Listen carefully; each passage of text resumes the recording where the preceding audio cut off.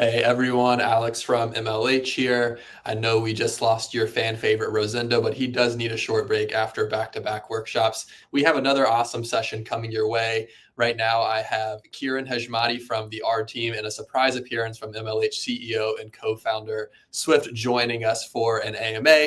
They're going to talk all things DevRel, education, AI, share some cool stuff about ARM in the AI space, and you'll also be able to get your questions answered. So let's welcome them to the stage and get this rolling. Hey. Hey everyone, how's it going? Kieran, good to see you, man. Yeah, it's nice to see you, Swift. Yeah. Well, thank you so much for joining us for Global Hack Week.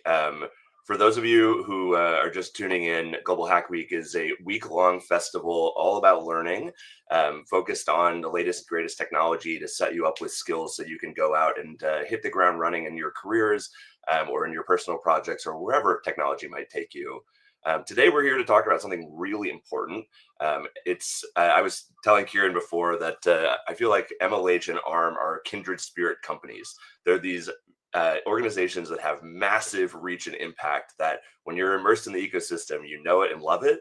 But if you're the first time you're hearing about it, you're like, what is that thing? And then you realize the amazing reach it has. And you're like, wow, how did I not know about this before? So we got a whole bunch of awesome questions for Kieran. If you've got other questions for him as we're going, please put those in the chat.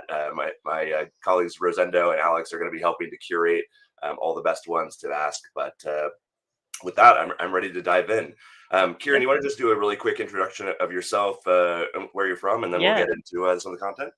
So as you can probably tell by my accent, I'm not from the US. So I'm actually based in Cambridge in the UK. So it's currently coming up to 6 p.m. for me on a Friday. So I've hopefully got enough energy to answer your questions. So I am a former software engineer. I used to work at Sony actually on image processing. And this was during the period where we didn't have generative AI as we did now. And it was more traditional kind of convolutional neural networks. I then completely changed up and went to a DNA sequencing company, which they used machine learning for life science to take squiggles of data, of raw data, and turn it into DNA. And now I've been at ARM and I'm a software and academic ecosystem manager.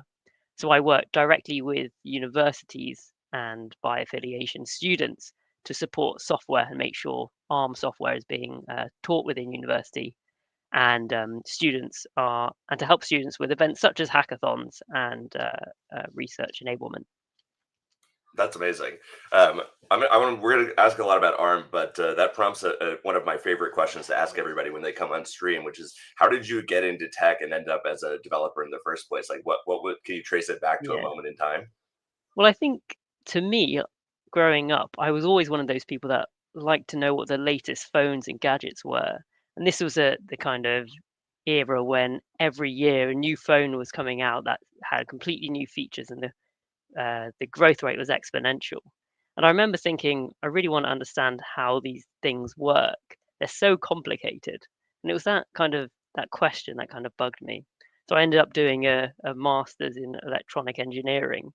And I realized how deep that question is. So I know a little bit, but I don't think I'll ever know everything. So that's how I think I was interested in technology. And yeah, I love it being in the industry. Actually, I'm interested to know how you got into the tech industry first. I was an aspiring lawyer. My parents were very traditional: doctor, lawyer, accountant, nothing in between. And I was out on that path to be a lawyer. And I was coding as a way to help pay the bills while I was in university, part-time minimum wage job basically. And I never told anybody about it. I thought it was like Dilbert and cubicles. I didn't know anything about startups or like all of the tech stuff I love today. And a friend found out I coded and brought me to my first hackathon. And I think I learned more in 24 hours than I had in my entire university degree up to that point. And I said, what the heck am I thinking? Wanted to be a lawyer. Like, I've obviously got to be a hacker and a software engineer. And I switched into these computer science classes and was immediately very frustrated by the fact that I was learning lots of things that would be great if I already was employed as a software engineer, but not the specific, practical skills I needed to hit the ground running in the first place and solving problems with code. And so I got this world-class education in, being a hacker by going to hackathons, contributing to open source, doing internships, getting my hands dirty with code and tools. And when I graduated, I really wanted to help other people travel that same path and cover the gap. And so I started MLH as a way to help the entire next generation get going. But it was definitely not a direct path in. I think many of the people we bring on stream had that kind of curiosity or something that a friend, a family member that like pushed them towards this. And I think a lot of us, did not come a traditional way, and I find that really, really cool. Yeah, it's really interesting. Tell me about your technology stack. Like, what did you like? So, where did you start out coding in, and today, if you're going to pick up an IDE and do some coding, what are you doing? Actually, interestingly, I was thinking about the first IDE I used, and like most people, when learning, my first language probably C, from what I recall. And like most people back then, I thought I was just watching YouTube videos of people telling you how to learn how to program. So my first IDE was something called CodeBlocks. I think it's still around, an open source IDE, which is amazing. And I remember my first program. It's like what you were saying earlier, getting hands dirty. I wanted to create something that would simulate stock markets, so could try to predict stocks and use some algorithms. And I remember programming a terminal user interface in C and writing all these algorithms. And it took me a while, and there was no large language models to help. It was always staring at things and going for walks and trying to figure out how to debug things. It was that was my first kind of introduction into software. And then from then, the natural progression, C++, and then Python, and then other languages. Well, I have a bunch of questions for you about AI later, but are you using AI as part of your like development or just work process every day? Like, what is your relationship with the AI tools right now? Definitely. I think like everyone, the first time we were talking about this earlier, when you see a large language model we call like one shot and get something perfect the first time, you're like, wow, I really need to use this. So I would say I'm probably not using large language models as effectively as some developers out there. I know there's amazing IDEs like Cursor and all these integrations. So I'm still very much using GitHub Copilot occasionally to explain things and things like that. But yeah, definitely it's part of my workflow. Just the time to get something done is so much quicker. Yeah, I mean, to be honest, I'm in this every day, and I feel like I'm constantly learning new things. Like even if you spent 100% of your time trying to stay on top of the latest and greatest tools and the best way to work with AI, you would never have enough time to be able to learn it all. And I think especially as a student right now who's beginning of their careers and trying to figure out how this stuff fits in and where it's going, like it's just such a monumental challenge. I think hearing somebody like you who's deep into their career now at this point and is still learning these things, like I think that hopefully gives some confidence to everybody out there listening that it is not an easy path for any of us, and there's a lot to learn. So that's exciting. Well, we'll talk more about AI. We'll get there. I want to talk about ARM first, because this is like one of I think the most fascinating organizations from a reach perspective that I've ever encountered personally. So I want to hear in your own words, like, what the heck is ARM, and why does it matter in the world? I think like most people, when you first encounter ARM, if you have ever, is when you're doing something simple like downloading some software and you get that option, x86 or ARM, and you might vaguely know that, oh, I need to download that ARM one because I've done it before.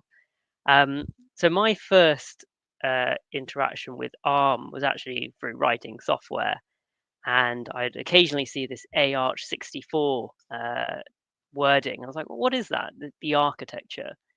And behind that, like one word, are thousands of engineers. So what ARM does is they're a computer architecture company, and we design the IP for how computers work. So this is individual things like registers, which store low-level values and saying how they interact with the system. So it's traditionally electronic engineers who are familiar with ARM.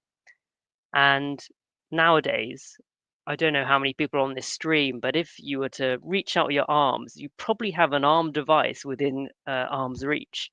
It's probably unfair me doing it in ARM headquarters because I have a Raspberry Pi here, but devices such as mobile phones, laptops, and even things like IoT devices, smart earphones, etc., all use various tiers of ARM devices. I remember reading this stat that something like 99% of the world's smartphones are using ARM architecture, and that basically 100% of the population has an ARM device, within their daily life that they're interacting with in some way, which it's incredible. I can't think of any other technologies in the world that have that kind of level of penetration in the market. The other Yeah, one that I remember reading this, and you can tell me the official stats, but I remember reading something like more than 20 million developers interact with ARM platforms, which when you realize there's like 27 million developers in the whole world, you're like, oh my gosh, like that's that's such yeah, an amazing reach, right? So literally everybody on this stream is going to encounter it in some way. Um, something, yeah. yeah, go ahead. I think if you ever use something like Xcode or Android Studio, you're probably targeting an ARM-based device.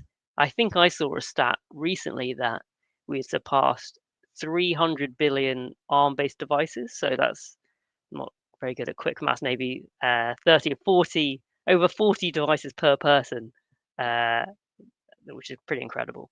It is. It really is. I think when you stop and think about that reach again, I think it's just such an incredible thing that's a part of everybody's life. And maybe ARM is not a household name to every person who interacts with a device, but like truthfully, it is impacting them directly. Something that you said that I think is really interesting, and something that I had trouble wrapping my head around at first when I encountered ARM was, you were framing the role that you have as creating this architecture and system, and getting other people to use it, but like when I first thought about ARM, like, oh, do they manufacture the chips? Are they like, fabricating them or like doing that? But can you talk a little bit about how that works? Like, what is ARM's relationship to the actual production of the chips that use ARM architectures, and think about that? Yeah, it's a really good question, and like a common point where people misunderstand things. So I mentioned ARM produces IP, which stands for intellectual property. So ARM has a really unique business model. So let's take a scenario where you're a startup and you want to make your own chip. Um, one thing would be to create your own architecture, but of course that would mean all the software that exists in the world is not going to run on your new architecture, your new chip. So ARM licenses its architecture to various partners. This could be people like AWS. It could be people like MediaTek who produce chips for smartphones. And we collaborate with them, and they produce the chips that go in your phones, in your servers. And in this way, those various devices can run the same bits of software, and we can benefit from the ecosystem as a whole. I hope that was a good enough explanation. No, that was perfect. And like I said, I had a lot of trouble wrapping my head around that when I first learned about ARM, and I think it is a really unique business model.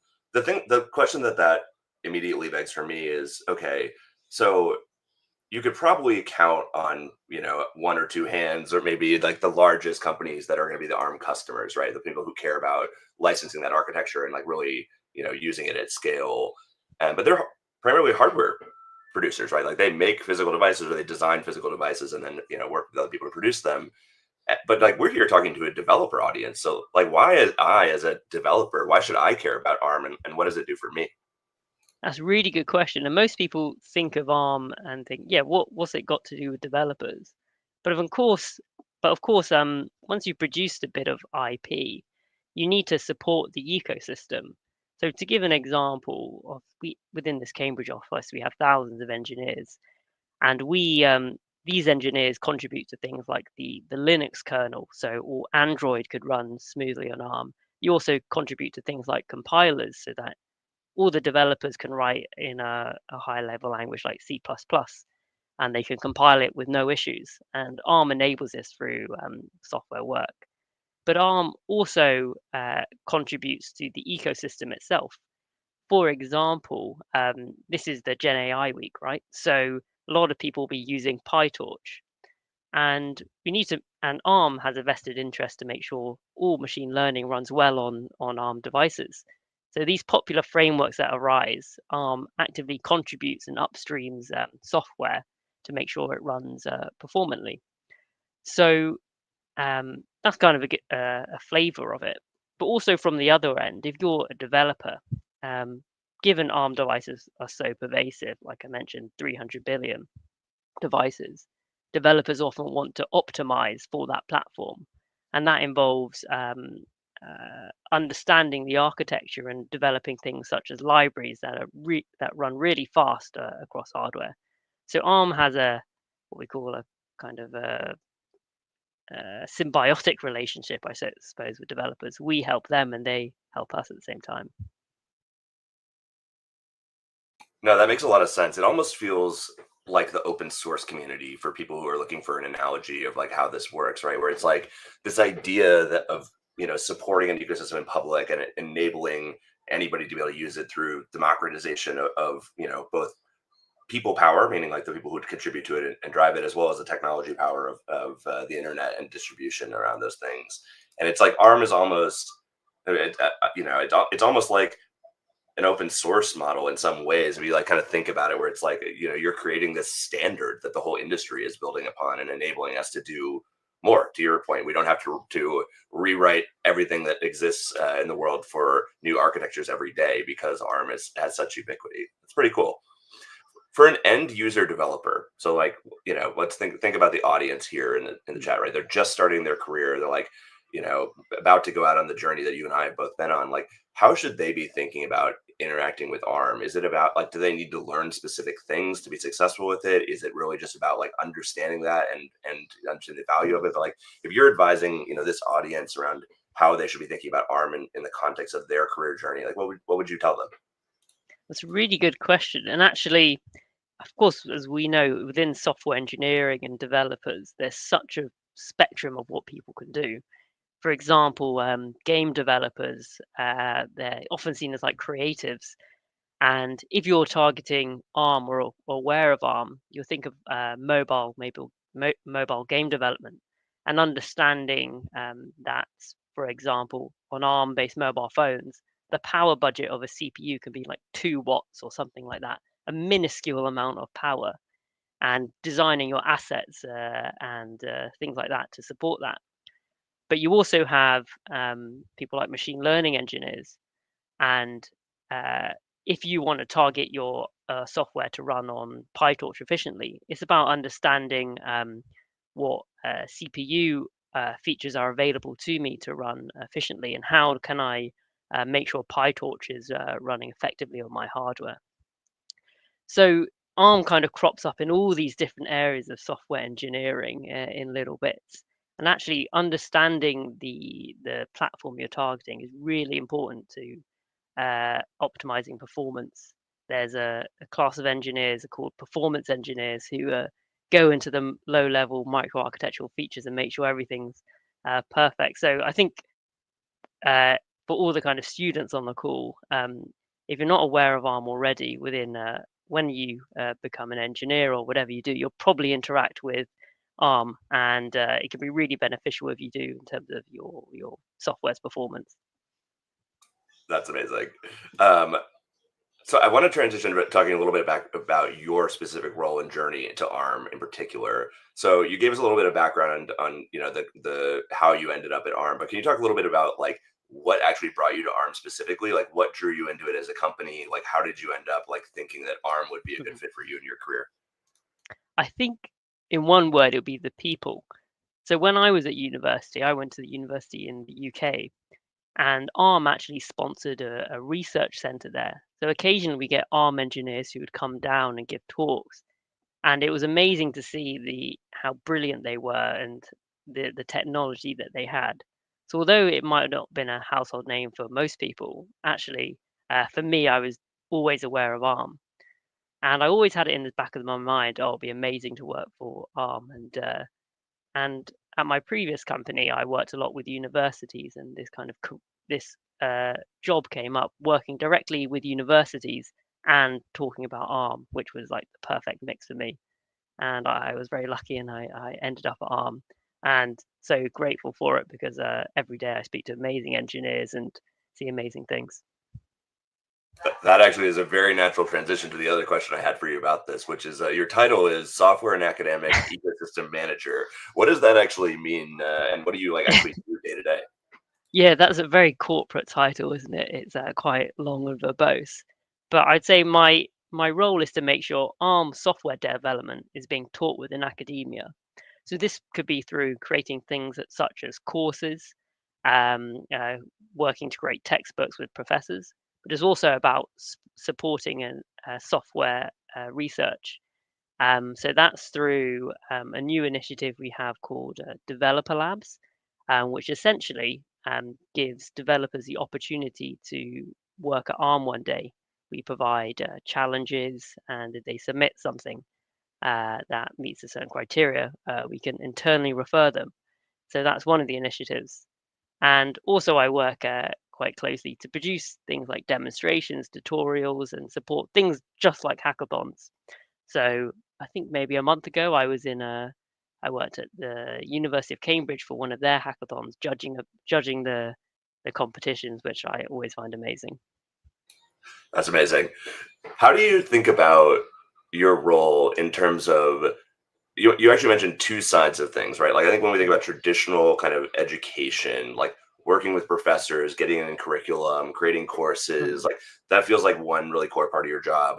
The hackathon stuff, like while some innovative professors are like bringing that into their kind of course design, it feels like a really like a thing that developers have to take into their own Yeah, hands and self-organize around. But how do you think about your role in terms of both of those worlds in terms of developer education? that's a really good point. I think at the end of the day, if you're a student or a developer, you're writing code, you're perhaps at a different level or journey. And so a lot of the kind of content and material is applicable to both sets of people. Um, when I was a undergraduate writing software, um, I had a very similar mentality as when I was an engineer in industry. Just I knew more things. So I think there's certainly some overlap between the two audiences, and we try to treat them in some regard as equal, just another level on the spectrum of kind of education. And this is my kind of personal opinion, but at the moment, software is moving so quickly, and industry engineers are having to learn new things like every day almost. Um, there's always new frameworks, tools, libraries, there's new Python packages. You're always reading documentation and things like that. Um, so I think it's the education aspect is even more important nowadays. Yeah, I definitely agree. I think it's fascinating how the challenges that we have had with technology and education are just being exacerbated right now, right? Like think about how fast things were moving and how hard it was to keep curriculum up to date with that previously, and then the advent of AI, has really accelerated that process. I mean, I told you this anecdote before, but some people on the MLH team are literally, redoing the work that they did over the last 3 weeks every single week when new features are coming out for these AI Yeah. models. So it's definitely a challenge. Can you talk a little bit more about how you actually support students and professors? So, like we talked a little bit about the curriculum element, and course design, and like getting into books. Like, and when you're out at like a hackathon or you're like working with a professor, like what are you doing to actually help support them and like bring ARM into the education for a developer? I'm glad you asked that because we have a really interesting program called the ARM Developer Program. So as you mentioned earlier, there's like 20 million developers and however many universities in the world. So there are a lot of people to support. So the ARM Developer Program is a community for support as well as mentorship and guidance. And it's free to join. And we have things like Discord channels where you can ask questions and actually get in touch with the relevant ARM engineers, which is quite amazing. And it's a really a great environment to be in. So that's one of the ways we engage with those communities. But That's awesome. also, rather than the engineers coming to us, we also go the other way. So, for example, we look at what are the popular communities and seed them with projects and ideas. For example, there might be the bioinformatics community, so doing applied life sciences. There's probably they've got their own Discord channels, their own communities, their own newsletters. We actually actively engage with them. So yeah, we have lots of different ways, but I think the most powerful one is probably the ARM Developer Program. That's amazing. somebody on the MLH team can find us a link that we can put up in the chat or on the screen. But that sounds like a great resource for our community. I'd love to show that to everybody. Can you think of a story from your experience about a student that you like either helped or either you personally or through the ARM ecosystem? I'd love to hear like an example of like how ARM is supporting an individual developer, maybe something that they didn't know before or got access to, or some way that ARM was supporting them. That's a good question. So I think one thing would be a learning path. So we often get a lot of questions about how can I get started with this topic, or how can I get started with that topic? And to kind of consolidate all these questions that individual developers have, we created a site that has a collection of tutorials. And the idea is that these are really simple to use. So you copy paste some commands and Python, and you can get an amazing demonstration up within half an hour. And it's not only about getting them to that level; it's about giving that creativity and freedom. So we also have challenges through developer labs. So we often have a tutorial on, for example, creating an AI agent on a Raspberry Pi. It's really quick to get up and running within half an hour. You could do something that's quite powerful. Then we'd have challenges that say, now use your creativity and see what you can do with an AI agent in whatever domain you choose. That's awesome. I think it sounded like you have a demo of one of those for us that we could potentially dive into. We can get into the AI conversation, or I mean, we could also. This might be a good time for us to do the demo if you feel like you're ready for it. Yeah, that sounds a good idea. So what you can see now, as most developers probably know, is just Visual Studio Code. So this is just a very quick demo of running a large language model on an ARM-based CPU. So I'm just running the command list CPU to see what I currently have. And as you can see, I only have 16 cores on ARM of a ARM CPU. And I'm going to show you the performance you can get on just a CPU. So I imagine a lot of the audience would immediately think of a GPU when running a machine learning workload. And if you don't have a powerful laptop or something like that, you're kind of out of luck. I'm just going to show you actually what performance you can get with a CPU. And if you'd like to try this out later yourself, it's actually available on this link, and I believe it's also available through MLH's challenges page. So I'm not going to bore you with all the individual commands and getting access and downloading models, but as you can see, it's very copy and paste and very easy to follow. So you're just updating the system and installing all the prerequisite packages. If the audience has ever used Python before, I'm sure they're familiar with activating virtual environments. So as you can see here, I've got a virtual environment running. And next, we're going to download PyTorch, but we're going to do something a little bit different. So just to briefly show what's going on, PyTorch has a repository called AO, and I'm going from memory, but I believe it stands for architecture optimization. And we're going to a specific commit, and we're applying some patches to that to generate a new version of PyTorch. So it'll work exactly in the same way as regular PyTorch, but it has optimizations to run on ARM CPU.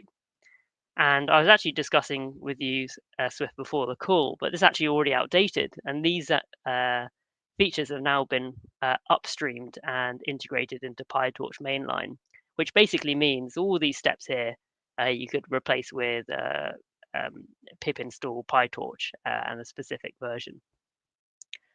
So I've got that PyTorch version already installed. You would also need a Hugging Face account. I imagine a lot of students already have that. I've already set that up, and I've got Meta to tick off that I can use their Llama 3.1 model, so we don't have to wait for that.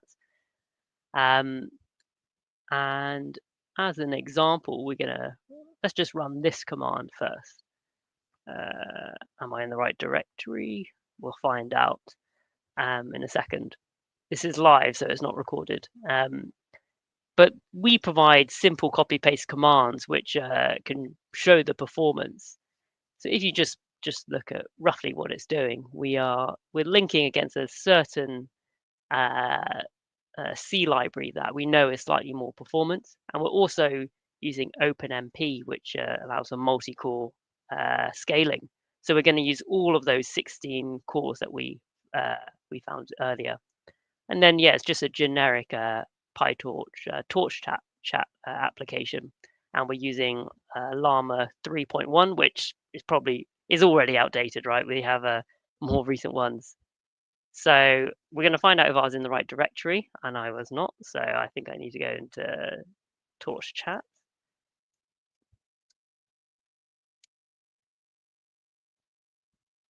So as you can see, it noted that we're now using a specific version of PyTorch, but actually you can just use a more up-to-date one.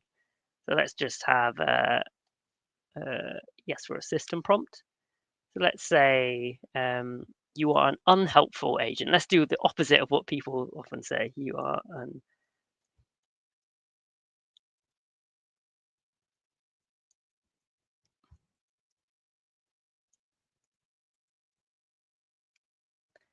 all right, and now let's ask it what does the company ARM do? And hopefully this shouldn't say semiconductor IP company. Yeah, wrong answers only. Wrong answers only. So it just needs to start up in the first instance. This is the issue with doing things live. I realized I should have run it once before, but we'll see in a second. We did get one question that we can answer immediately while we're waiting for that, but somebody's asking to clarify, this is only running on a CPU, or is it using your GPU as well? So this is running, this is a specific AWS instance, and there's just a CPU. And to prove that, what is the command list? PCIe, is that the one?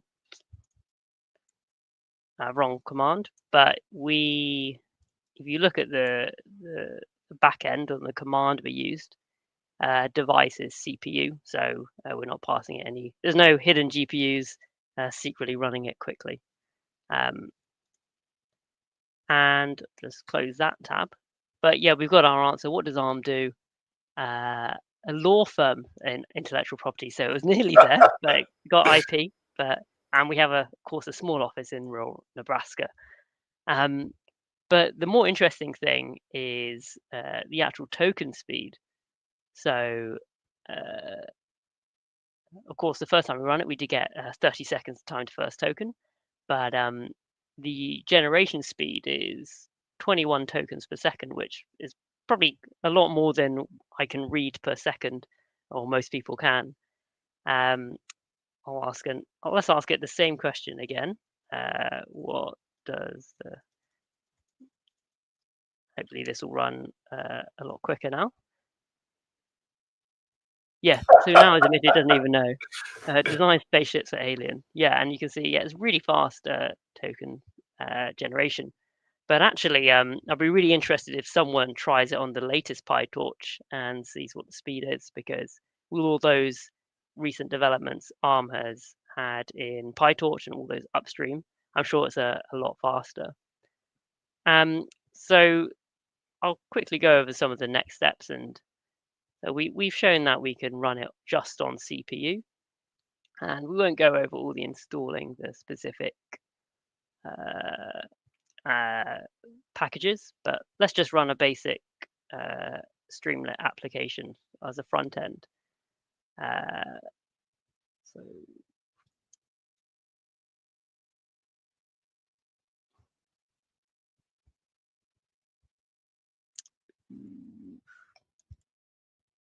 Torch, no, what is it called?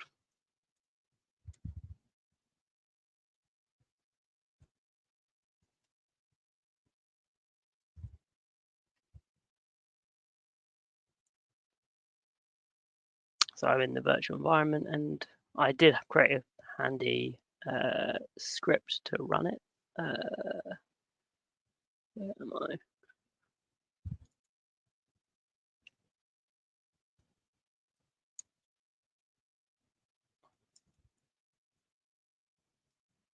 So I'm just going to create, open in the wrong tab, front end chatbot so you can see, and it will be available in a second. I just need to restart this one.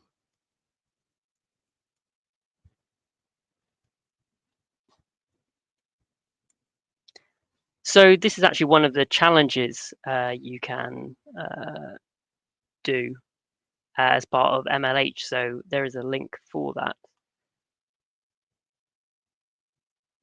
And it is taking a little while to get up. So instead of that, I'm just going to quickly show you the pre-made one. So this is very similar, but rather running on AWS, it's running on Google Axion. So ARM has lots of cloud service providers that offer ARM-based platforms. And this is the same Llama 3.1 model. And this doesn't have a system prompt of answering incorrectly. So what does the company... So hopefully right answers only this time. Right answers only, let's see. So yeah, that's way faster than I can read, but looks to be all correct. It designs and licenses CPUs. And this is running just on a CPU-based system. There's probably some more information there. But you can also see it's getting 50 tokens per second on this particular instance. So it's probably using a more up-to-date PyTorch version. But yeah, I hope that was just eye-opening and seeing what CPU can actually do. I think this is a very common point of confusion, among developers who are looking to use these things.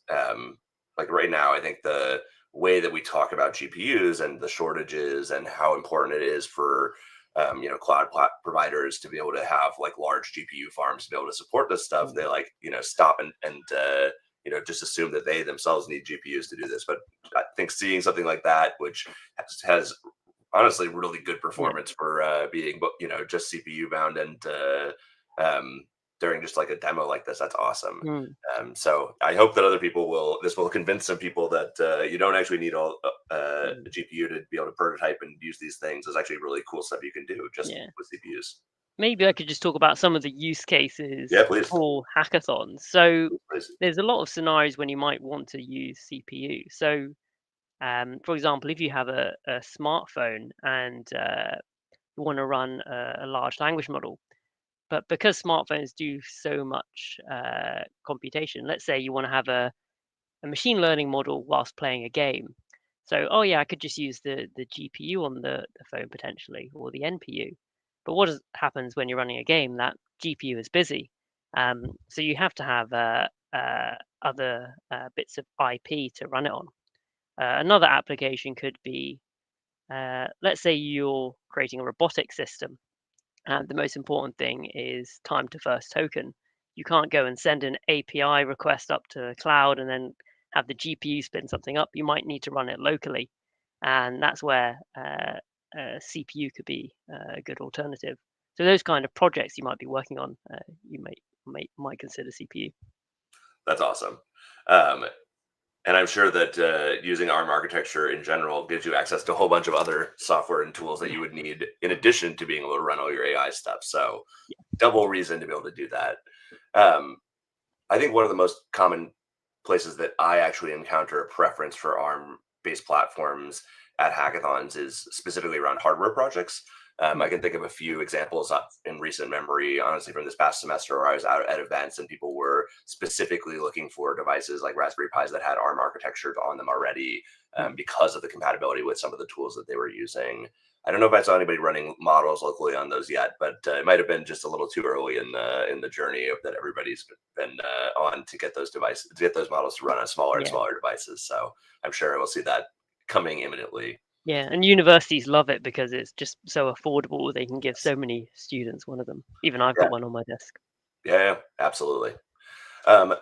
Let's talk a little bit about AI in the context of ARM as an organization, how you're thinking about that. So obviously it's an important use case, and contributing to things like PyTorch seems like a really obvious win for ARM and for the developer community to, optimize these things. But like, is ARM betting on this AI thing being the future? Like how are you and like in your role as a company thinking about like what AI means to you and to ARM?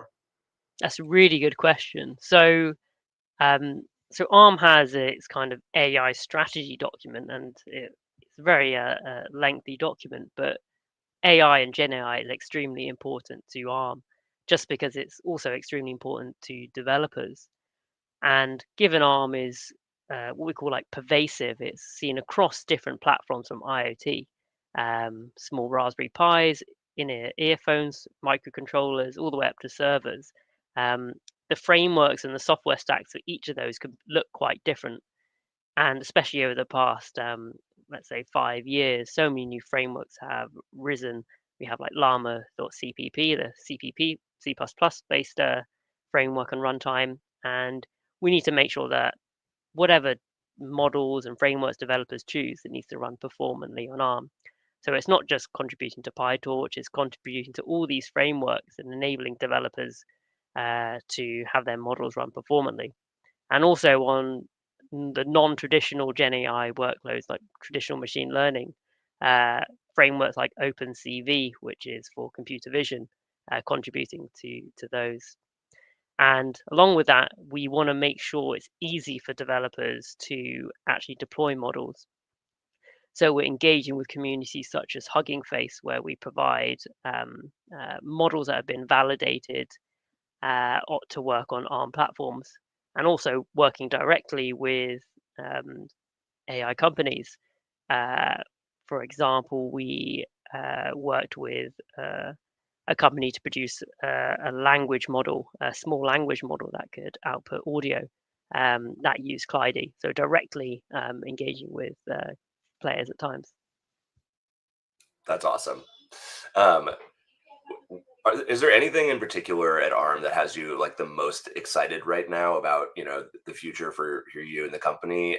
I have to imagine this AI stuff is a big part of that, but I'm curious if there's a specific thing that you're like it's keeping you energized right now. It's a really good question, actually. I think it's not only the things at ARM, but also the software industry in general. I think I was saying to you earlier that every day I feel like I need to check whatever news source or check to see what's changed. There's always going to be a new model that's superseded, and the landscape's constantly changing. And it's a really interesting time to be part of the industry. Yeah, I've got two other questions here for you, but if you're in the audience watching and you have any questions for Kieran, now would be a great time to put them in the chat. I already see a few of them queued up here that we will go through, but anybody else with questions, feel free to toss those in. We'll have something like 5 minutes or so to go over those. So the next two questions I've got for you are about one. The first one's about AI, and the second one's just more general. But the first one is, okay, so you and I have talked a lot already about the speed at which these things are changing. The demo you just gave, right? Like you're like, that's not even that old of a demo, and it's already outdated. Yeah. What advice, like if you were giving somebody in this community advice about how to stay up to date on all of these things, like what would you tell them to do? Should they be focused on a specific, slice of the technology? Should they try to go broad and have a surface level understanding of all of it? Like, should they be doing these kind of learning paths through ARM? Like, what should they actually be doing in your mind? Well, that's a really interesting question, because it's quite everyone has their own opinion. But the kind of academic perspective, when you do your computer science undergraduate, they distill the information to the fundamentals. I think that's a really powerful way to start. There's going to be Llama 5, 6, 7. We know that's going to happen. But the fundamentals of like how transform models work and their limitations, I think, is the most important thing. And we can also predict what's going to be important to learn in the future. So that kind of computer engineering mindset and critical thinking is going to be ever more important going forward. So really understanding systems as a whole rather than understanding what the latest model is, I think is going to be really sensible approach actually to your Yeah. career. I really agree. I was at an event last week where I saw Andrew Ng speak for the first time in person, that I'd never seen him. And for those who might not be familiar with Andrew's work, he's like a canonical AI expert in industry who's been writing courses and training people on this stuff and building companies that are leading the charge on AI. And he told this anecdote about an exercise he did where he was generating images using an AI model, and it was him and someone who's an expert in fine art but had no background in AI. And consistently, the person who had the background in fine art was able to generate much more compelling images than Andrew was, even though he is, again, like the canonical expert in AI and industry. And what he said, which I think is really relevant for this audience and kind of cuts to the heart of what you're getting at there, is that domain expertise is still a major differentiator for interacting with these systems. And so understanding the high level like mechanics of how they work and thinking about that in the context of your day to day is the thing that's going to drive your ability to use them the most successfully. So really understanding the system, understanding why they're where they're going and how they work and why will give you the ability to be able to interact with them the most successfully, as an engineer. So I think that's a great bit of advice. The last one I've just got for you is a bit more general career, and then we have a bunch of questions I want to get into from the audience. But we talked about all your journey. We talked about all of the things that you've learned, interfacing with developers in academia at ARM. If you're just going to give one bit of closing advice for the audience around what they should be doing, learning, thinking about doing in their careers, what's the one thing you'd tell them to be focused on? That's really I'm trying to think back on what I would tell myself.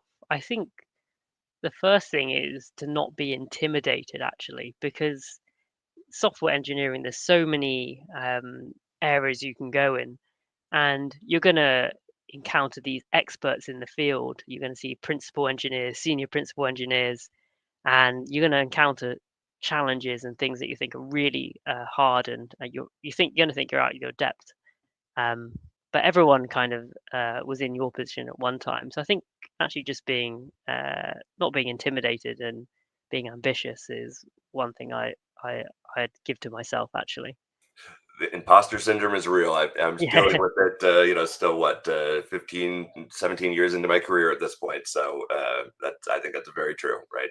Very, very true. Actually, out of interest, what would you tell yourself as some advice? I think what I would say is that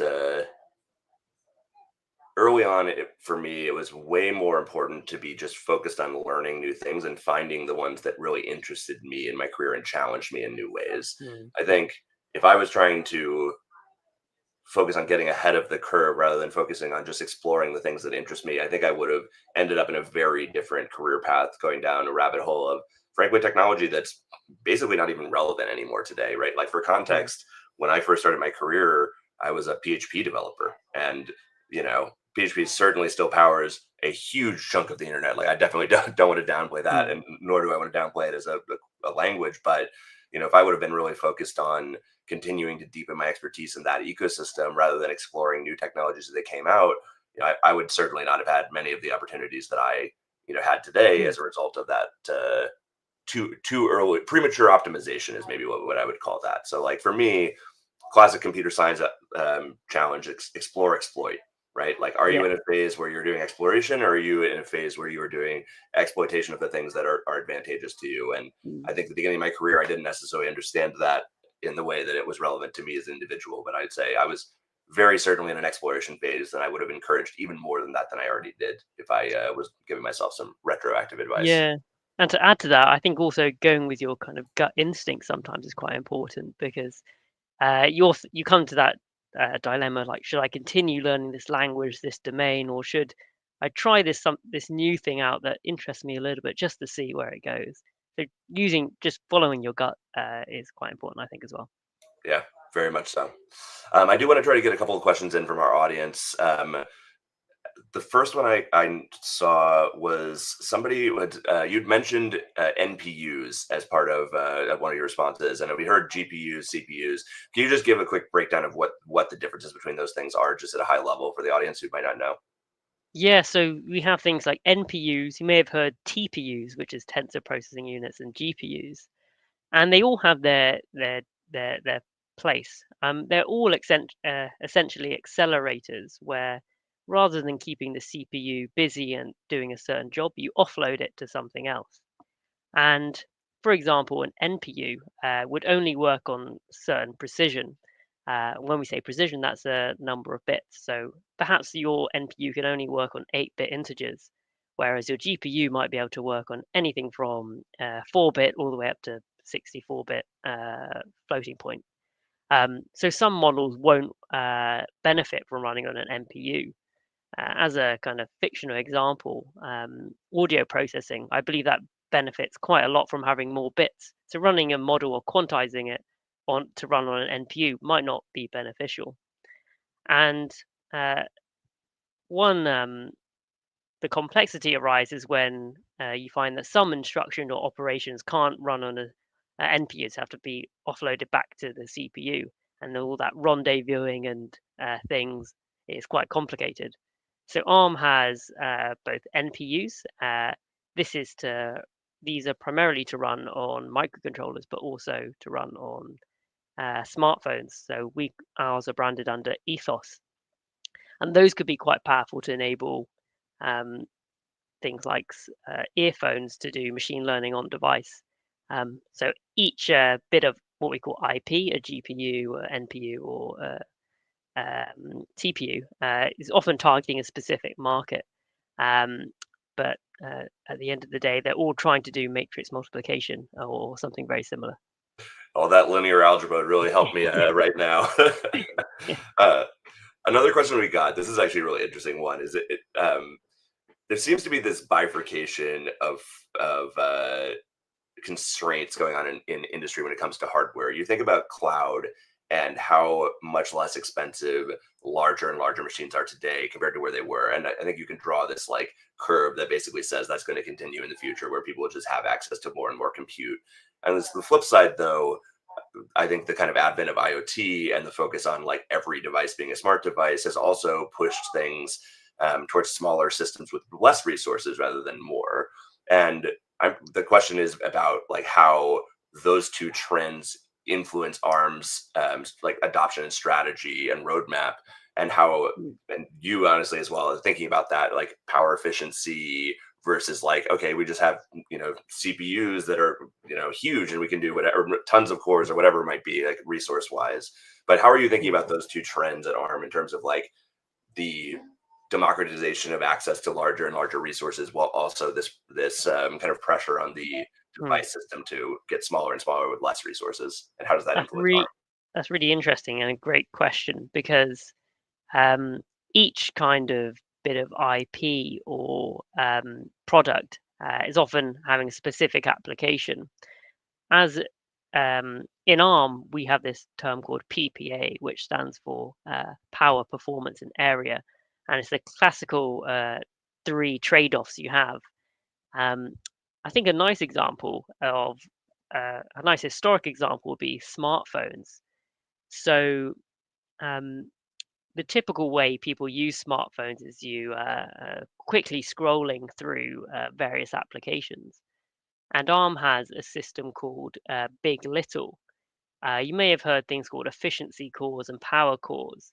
And the idea is that some workloads are like bursty in nature and require responsive feedback and things to run smoothly. And you provide that to a big core. But a lot of the background services and tasks need to be processed in a power efficient way. So you have little cores that are smaller in area. And this analogy is similar to ARM's strategy, and having and serving each kind of product category is you have to target what their actual application is. As just to finish this point off, maybe let's say 5-10 years ago, smartphones were a lot slower, and people realized that a lot of what users were doing were opening apps and closing them, and that was the thing that needs to be very responsive. So ARM recently introduced, or maybe several years ago now, an extra tier of those CPU classes. So we have the little, the big, and even bigger for those kind of bursty workloads. And that's probably the reason why phones nowadays open and close so quickly. Is part of that, hitting the specific application with the right product. That's a really interesting insight, actually. I appreciate you sharing that. I think we have time for maybe one or two more questions here, really briefly. This one is about how you actually keep up to date with all of those changes in industry. So you mentioned that you wake up and check those up for updates and try to figure out, what's changed and how that influences what you need to know and do. Where are you actually looking for those updates? Like, do you have any go-to resources or places you would point people towards? I would say I probably cheat a little bit because I don't keep up as well as some other people. But when you're in a company, it's often a Slack channel or something where there's lots of engineers, and you're hoping that someone else will notice. So just keeping an eye on those kind of resources is quite useful. But admittedly, I'm always slightly behind. I'm always using a slightly older model, as you could see in that demo. I'm a little bit out of date, but it's really hard to catch up. It really in the is. first place. Like I said, it could be a full-time job and a half for all of us just to stay up to speed right now. So Yeah. you got to be selective. The last questions are just like the kind of closing thoughts. I know there's a bunch of questions people have for Kieran here that we're not going to have time to answer. I do appreciate you sending those questions in, and maybe we'll get him back on for a future AMA to answer some of the ones that we missed here. But Kieran, closing thoughts. How can people get in touch with you? What if you're going to point them to one resource, at ARM? Where should they go to learn more? But yeah, like just the closing wrap up here. Yeah, so if I was a developer, and I think we have lots of resources, but the two ones you should check out are our learning paths, which are where the Major League Hacking challenges point to, and the other thing is our Developer Labs program. So this is a really new initiative that developers can potentially get a role at ARM. And these are challenges that you can do in your own time. So they're not time bound. You could do it over the summer. And this is also listed on the Major League Hacking challenge page. But if you're, for example, thinking about creating an AI agent, submitting it to Developer Labs could really benefit you because, you could end up working at ARM. So I think those are the two resources I'd take a look at. That's awesome. I just found the challenges, and there's some very cool ones. So I definitely encourage people to check that out. And then how should people, if people want to stay in touch with you, how should they do that? Do you have specific channels you like people reaching out on? Yeah, so I think the best one will be the ARM developer program. So I have an account there, and it's just my first name, surname, and there's lots of, not just me, but lots of also amazing ARM engineers on there. So yeah, ping me on Discord. And, Amazing. Kieran, thank you for the time. Really, really appreciate the conversation here. I actually learned a lot about ARM that I didn't know before, which is awesome. So I'm learning on here as well. But we really appreciate everything you do for the developer community and giving up the time today at the end of your day to be here. I know we got a lot of great questions, and hopefully, like I said, we'll get you back to answer some of those ones we missed as well. Definitely. Yes. Thanks for inviting me to your platform. It's been a lot of fun. Of course. Kieran Swift, this was awesome. To our hackers out there, if you think of something that could go in 99% of smartphones or some other device in the world, let us know. I'm still mind blown by that. And I've gotten to talk with Kieran before. I think it's actually absolutely crazy how widespread their technology is. And I'm excited to see what you all learn about it over the rest of the week. We have another event coming up after this one to show you more awesome things with AI. Rosendo will be back with the Oracle team, and they'll show you how you can leverage natural language within the Oracle database to query data and get awesome insights. So stay on if you want to learn more about AI. And of course, we'll have other workshops for you after it. See you, everyone. Happy hacking.